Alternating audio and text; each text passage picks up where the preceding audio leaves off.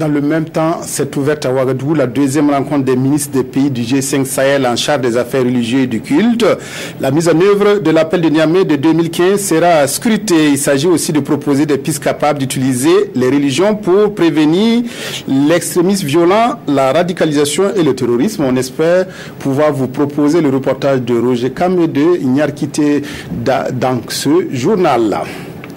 Les performances dans le secteur de l'agriculture et des aménagements hydrauliques passées en revue par les acteurs du monde agricole. La réflexion porte sur les résultats atteints au cours de l'année 2017-2018 et aussi sur les insuffisances. Au bout du compte, des résolutions devraient être adoptées pour de meilleures performances. Précision, Paul David Bambara, Maxime Zongo. Contribution de l'agriculture dans la mise en œuvre du plan national de développement économique et social, bilan et perspectives, c'est autour de cette thématique que vont se focaliser les débats.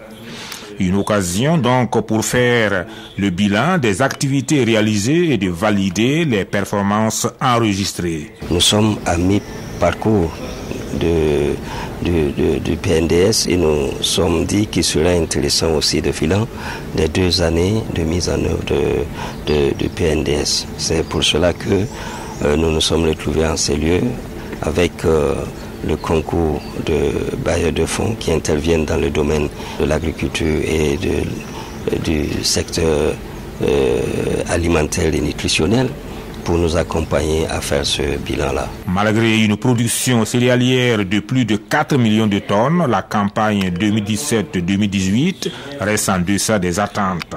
Une préoccupation qui sera naturellement au centre de la réflexion.